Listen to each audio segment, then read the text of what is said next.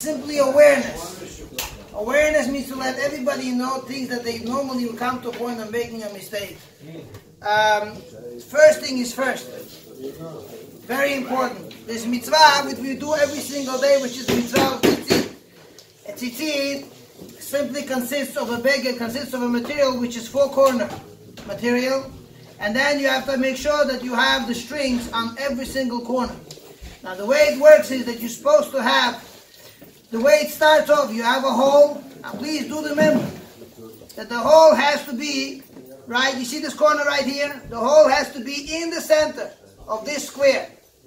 In the center of the square.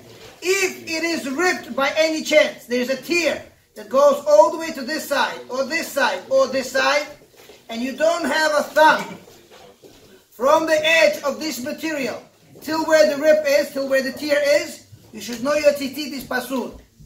So again, if over here, right, where the hole is, right where the hole is, you don't have a thickness of a thumb from the edge of this corner here, from the edge, going to till the hole, you don't have a thumb space, you know your beged is pasul, you need to replace your tzitzit. Or what you do is you go ahead and you take off the strings, you sew it, you stitch it up. You have to make sure it's not shatnez. You stitch it up, and then you put the strings back on. That's one option. Or you replace, you buy something new. Another thing that people have to be aware of is like this. At this hole, you're supposed to have 4 threads, and they all have to be intact, which means they're not allowed to be torn at all. If one of them is torn, you should know that it's pasul, you need to replace your tzitzit.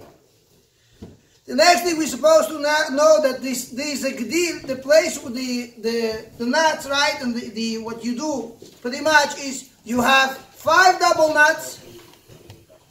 You have to make sure it's always 5 double.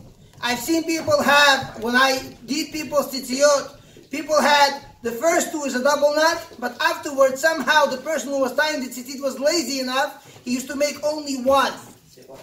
So that is a problem. I replaced that one. I was shocked to see that people actually made only 1 knot. You should know this is halakha problem. Al pi Kabbalah, it's even a bigger problem because you know the tzitzit is pretty much all shemotav shel HaKadosh Baruch Hu, it's names of Hashem.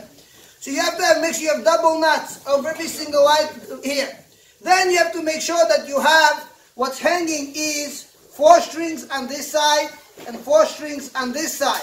Now you have to make sure that these strings are complete. And you have to make sure that there is, pretty much, it folds double, which means double of what's here. You see this? This is where the ties are. You have to make sure there is one going down. And then you have to make sure there is enough that one that goes up. And you have a double fold. All this is bonus. Okay? So you have to make sure there's a double fold over here in the strings, opposite of what you have tied over here. You have to make sure everything is tied well. If something over here, in the middle here is torn, you see a string is sticking out, if there's a tear, you know there's pasul, it's a problem.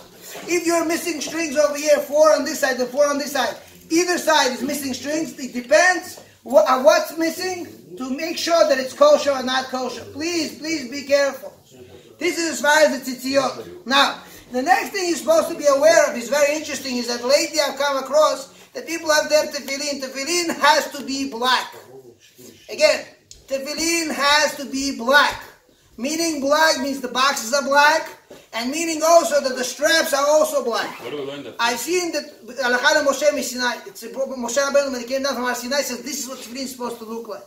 You have to make sure that tefillin is intact, meaning that it's black.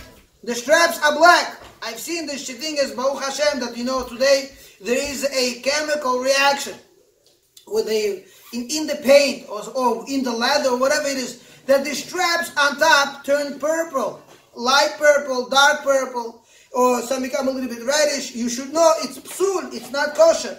You have to make sure it's black on top, where you going around your hand, the whole thing is black. No other colors are valid. Another thing to remember is, a lot of people are unaware of. A lot of people like to give kashrut on the tefillin, and they put their stamps and whatever. Beneath the tefillin over here on tefillin shel rosh and tefillin shel yad, some people, I check their tefillins, they have stickers over there. Silver sticker.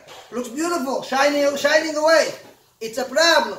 If you put tefillin on like this, I don't know if you fulfill the mitzvah. So you have to make sure there's no chatzitza, no separation in between the tefillin and your hand and tefillin and your head. You have to make sure there's no stickers. Check your tefillin, examine them. Because it comes out to be run into many problems. You don't want to have such a problem because tefillin is not something to fool around with. Adkan.